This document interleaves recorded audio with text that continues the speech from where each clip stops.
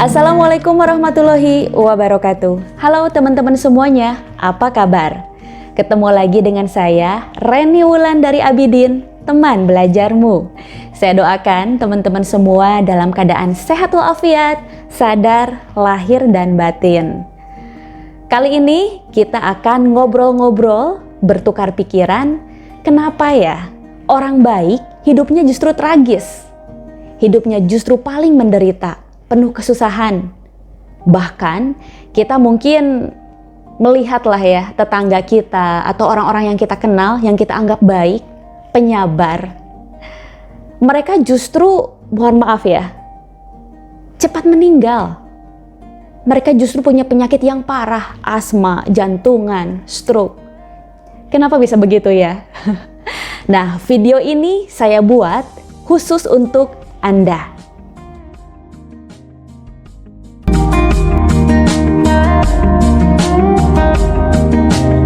Teman-teman, sebetulnya ini adalah video ketiga. Sebelumnya saya sudah upload 2 video tentang penyakit-penyakit orang baik.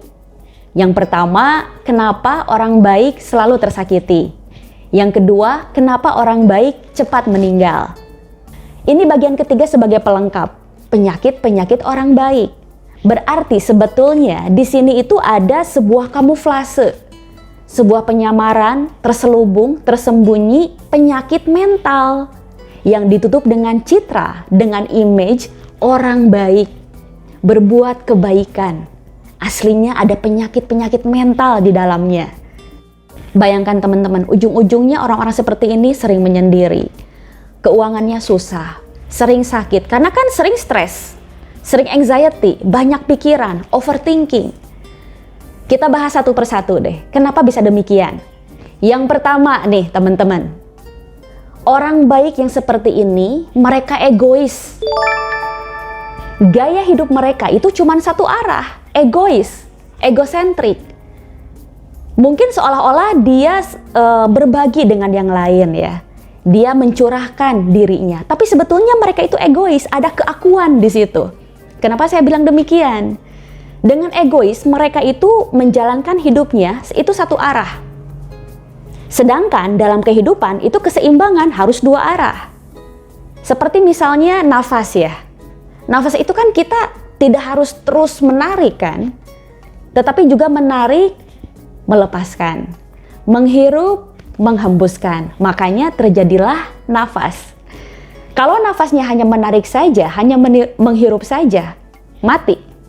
Begitu juga sebaliknya, kalau terus hanya menghembuskan, hanya melepaskan, tanpa menarik, tanpa mengisi, mati juga. Orang baik paling senang memberi kebaikan, sedekah terus-menerus, memberikan pertolongan terus-menerus. Tapi dia tidak membiarkan dirinya disedekahi oleh orang lain. Dia maunya terus dia aja yang berbuat kebaikan. Tetapi dia tidak membiarkan orang lain berbuat baik kepada dirinya dengan alasan gak enak.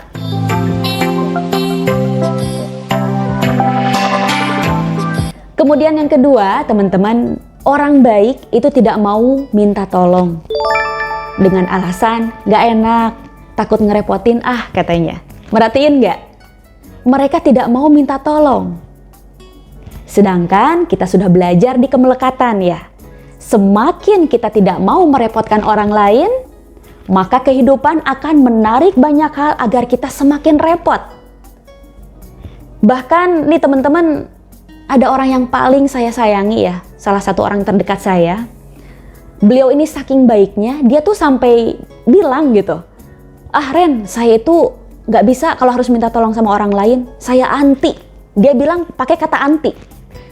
Saya anti kalau harus minta tolong sama orang lain. Saya mendingan susah sendiri. Saya nggak mau ngerepotin orang, nggak enak katanya gitu. Apa yang terjadi? Maka kehidupan akan terus menggempur, ya, akan terus menghantam dengan berbagai banyak kejadian, peristiwa-peristiwa yang tidak mengenakan, yang semakin membuat dia turun, semakin membuat dia harus belajar meminta tolong kepada orang lain. Hukum alam seperti itu.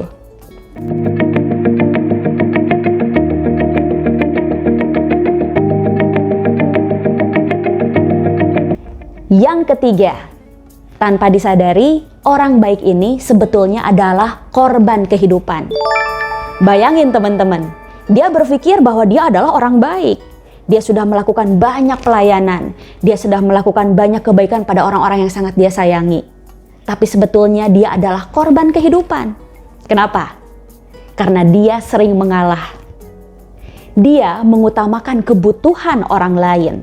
Kebutuhan banyak hal di luar sana, tetapi dia menomorsekiankan kehidupan pribadinya.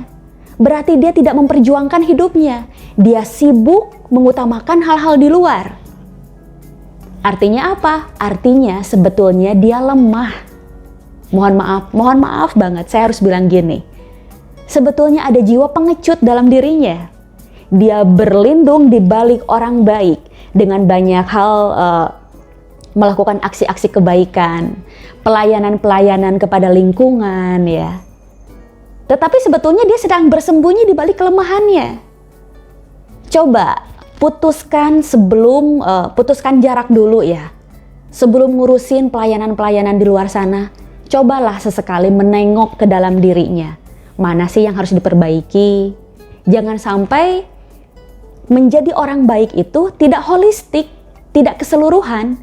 Dia baik kepada lingkungan sekitar, lingkungan kerja, sahabat-sahabatnya, keluarga besar, keluarga inti, pasangan apalagi, anak apalagi. Tapi sama diri sendiri, dia tidak memperjuangkan. Me time nggak ada, luka-luka batinnya nggak pernah disembuhkan, hobinya tidak pernah dikembangkan.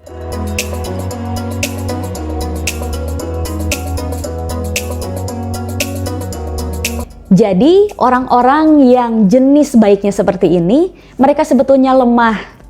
Mereka mencari keamanan, kekuatan dengan cara terus memberikan pelayanan keluar.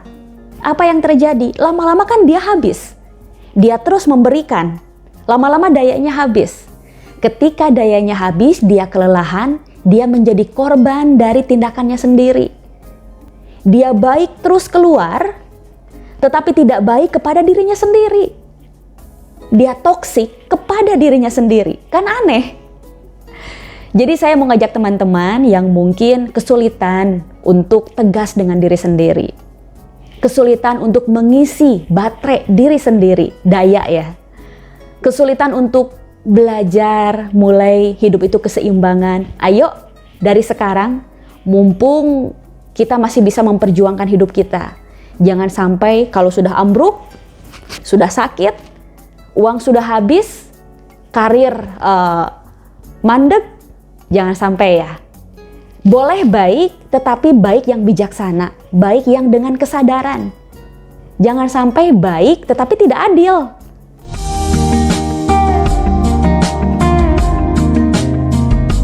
Teman-teman, jika dirasa menemukan manfaat dari video ini, mohon bantu share, bagikan kepada orang-orang yang sekiranya butuh dengan informasi ini. Jika nggak suka, cukup di dislike atau abaikan saja. Demikian ya, mudah-mudahan teman-teman semua sehat walafiat. Wabillahi taufik wal hidayah. Wassalamualaikum warahmatullahi wabarakatuh. Terima kasih.